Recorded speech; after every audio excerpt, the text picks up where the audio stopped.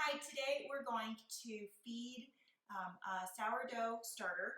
I wanted to make this video because I wanted to let people know, particularly my customers in my Etsy store, about a smaller vessel for your sourdough starter, so that you don't need a half-gallon jar. It takes up a lot of room in the fridge. It's more starter than most people are going to use on a normal basis. And so I wanted to talk about a small vessel technique to feed your starter and keep it under control.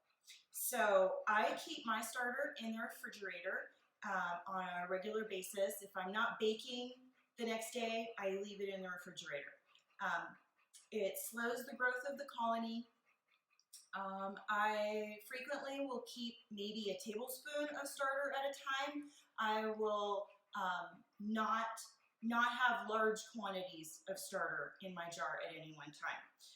So if you can come and see, this is how much starter I happen to have right now. This is a little bit more even than I normally do, but I didn't use all of it the last time I made bread. So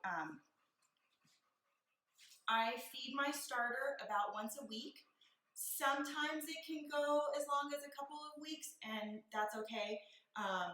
When you take your starter out of the refrigerator, oftentimes there will be water on top of the starter. I get that question a lot. When my friend Jeannie took her starter out of the fridge for the first time, I gave her some, and she's like, "Is it okay that there's water on top? Does this look right?" Yes, it's right. It can have water on top. It just mixes back in. It'll be great.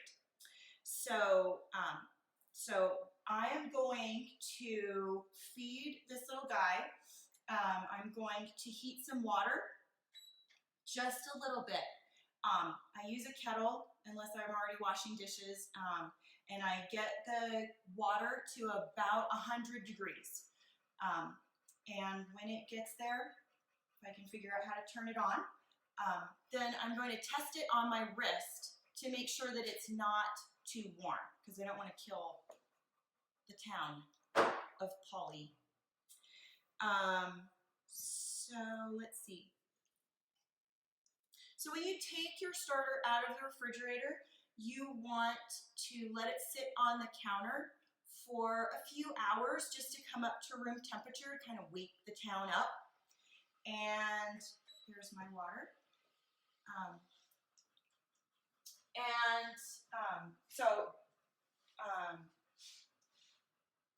My starter has sat on the counter for a few hours and it's ready to eat. So that's what we're going to do. And I'm going to test this water on my wrist. And that's nice and warm. It's about bath water, maybe a little bit less, somewhere in there. And when I feed, just a maintenance feeding, all I put in is about a tablespoon or maybe 2 tablespoons of flour to feed it. That's it. And then I add a little bit of water.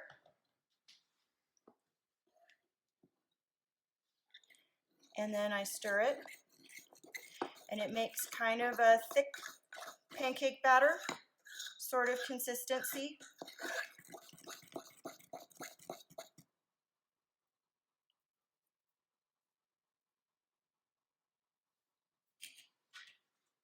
And if you look, there are actually already bubbles starting to form. I don't know if you can see that in there. But the colony is already awoken and is starting to grow.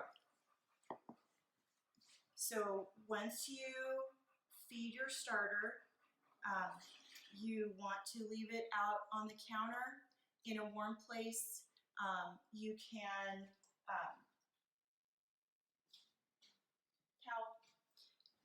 can put it in your oven with the light on so that it's a warm place. If your house isn't normally a warm place, that will help it to grow. There was something else I wanted to say. Oh, so One of the reasons why I love cover jars for sourdough is a lot of folks use mason jars and they have those screw lids. Well, it's trying to grow and it will build gases in the vessel that you choose. And a mason jar is not as great. It's cool to watch the bubbles, that's true. But it's not as great if you want to let the gases release. Whether that's in your fridge or it's on the counter and it's growing anyway. But a cover jar they're the perfect vessel because it's a piece of art that sits on your counter or in your fridge and it makes you smile when you see it. And the lid is not secure. So as this grows, the gases that are formed by the little colony eating will be able to burp out. They'll be released and it won't cause any glass breakage or there's no weird sealing that happens. It's free to leave. So that's one of the main reasons why I use a cover jar, a pottery cover jar. Besides, I make them, so I like them. So this is going to sit out on the counter for a few hours, and then we'll come back and we'll see how much it's grown and at what point we want to go ahead and put it into the refrigerator. So I have, to ensure that I have a warm place for my sourdough starter to grow and expand a little bit, I turned the light on in my oven and I left it in there, and so it has grown a little bit.